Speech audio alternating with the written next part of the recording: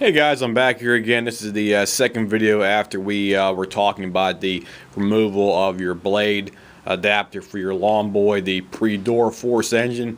This is the vintage 1980s machine. We got the cover off here for the muffler assembly, so now we can show you what it actually looks like with the muffler removed on here. And we had the muffler sitting right here.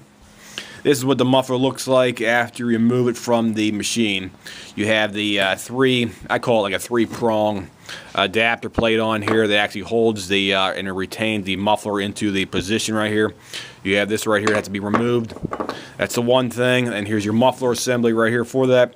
This piece right here as it is currently situated, this piece goes sitting up against the actual bottom portion of your whole crankshaft assembly of your base of your engine right there for that. So this is what their muffler looks like taken off. This one's all oily up because the engine's basically leaking itself. The carb is flooding itself, and over time all that crap goes down inside the intake and goes down inside the your exhaust system on here for that, for reference points. So this is how it situates down inside the engine on the bottom right here. You have your the whole muffler assembly right here for that, and this plate comes out of here, and the plate is retained by three bolts right here. You have 1, 2, and 3, so it's retained by those 3 bolts. You got to take the 3 bolts out, and the cover right here pops right off. This cover retains the whole muffler assembly, and now you have access to verify the muffler looks okay. This one still looks like it's in relatively okay shape. Doesn't have a lot of carbon buildup on the inside of the tube right here for that, so it looks like it's in okay shape. So let me shine my flashlight down inside here, and it doesn't look too bad. There's not a lot of crap down inside there because these mufflers don't fill up with a lot of debris out here. Mainly you have to typically worry about the exhaust port primarily. This one does have the one side blowing out on here, the we'll call the exhaust pipe right here. It's basically blown out right here. It looks like I got a lot of rust developing on here because it's already cracking up along this top piece right here. But the side chute, because they have a tube like this one right here, and this tube's missing right here. They typically have like a little small tube coming out here, and it looks like somebody might have broke it off right there for that. So overall, it looks like it's okay. This thing's moving around a little bit in here as well too. So these mufflers do come apart because this one they have two. It's like a two-piece design. They have a inner plate. You can see it wobbling around here, right like it is right here. You can see it moving around like this, guys. And you can separate this thing, but it might take maybe 5 or 10 minutes because you get this whole entire lip around the whole inside has to be possibly worked out with a small screwdriver, and I don't recommend it unless you actually have to do the job. So that's why I retain it, just basically keep it in there. This one might pop out of here if I can just wiggle it out of here just a little bit on here. So we'll try to get this thing out of here right now. Let me see if I can get it out here with one hand in here. So bear with me here for a couple seconds. There we go. Now there's your inside of the muffler, and the muffler does not have a ton of crap built up in it, so looks like it's relatively okay. You can go ahead and shake it out here. It's not packed full of debris, so it looks like it's relatively okay. And there's a top piece, so this basically comes apart, guys, in most cases. Sometimes you do have to work on it because these things are retained by like a lip seal around its whole outside, so it might be difficult to get some that are possibly rusted on there. But that's what your muffler assembly looks like taken apart completely on your pre-door force machine. And as I said before, we do have the bolts retained up in here. You got 1, 2, and 3. And you got your adapter right here. It retains the bolts and keeps the muffler assembly in proper position right here for that. So now we can check on the exhaust port. And the exhaust port looks relatively clean in here. It looks, all 3 holes look okay. So here's your exhaust ports on this pre-door force engine right here. So they look okay. All 3 look relatively good in there.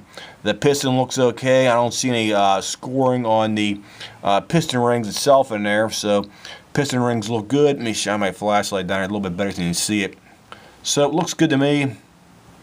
And let me go ahead and pull the engine over so I can show you that here. Let me see if I can pull it over real slow here. Okay, there we go. It's going up. And there we go. Now the ports, you can see them totally right there. We'll pull it back down. And they're coming back down here right now so you can see it. So that's what the ports look like. and pull the piston all the way down there. Has a little bit of scoring on the bottom of the piston right there, but that's to be expected on one of these older machines out there. So you can see it's a little bit of score marks down inside there. It's not bad. It's not. It's I'd say it's fair, if you want to call it that, because I expect some scoring to be on there after, like, 30 some years out there. So the piston does look okay. It's not damaged or warped or cracked or anything else. You don't have any deep scratch marks in there at all. So we'll go ahead and pull it back up here again. There it goes, come back up. There you can see the piston rings again. It's always critical to verify the piston rings on these machines are in okay shape. I cannot stress that enough, guys. You have to verify they are okay, because if they're not, and you possibly have some kind of a damage with the piston rings, your engine is going to be lacking performance for one thing. So these piston rings look okay, so we'll pull it back up there a little bit more. So you always want to check the top, middle, and bottom ring system on it, where it actually connects to the piston on here. These ones look okay. So go ahead and shine a light in there again. Let me see if I can get a better shot here for you. Let me zoom in here. Yeah, they look fine. Piston rings look nice and clean. I don't see any kind of a bad damage on them at all, so they do look okay. So the engine on the bottom portion looks good. The muffler looks okay. Like I said before, there's your muffler assembly.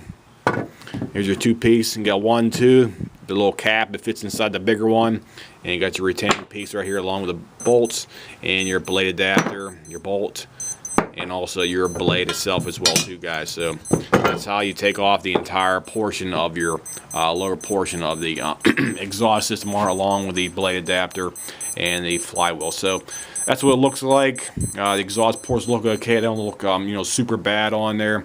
They're all three of them look like they're about, I'd say about 90. Let me see here. Looks like about 98% clear, 96%, somewhere between 95 and 98% clear.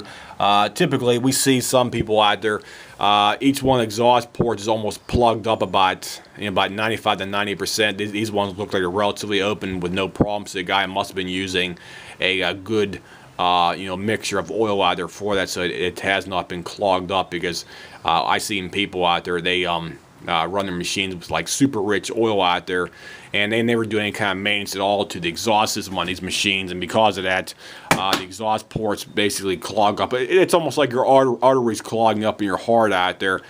These machines, you have to run a proper mixed fuel ratio in there, because if you don't, the exhaust ports are going to clog up, guys. So that's everything we have for this second video here of the two-part exhaust system on here, plus also taking apart the your exhaust system and also the actual blade adapter for reference points. So if anybody has any comments, questions, whatnot, feel free to leave me a message here, and I'll try to get back to you within probably 24 to 48 hours after you post some kind of a quick answer, quick reply or something like that about this specific machine. This is the vintage 1980s, middle 80s pre-door force lawnboy for reference points. I'll see you guys. Have a nice day.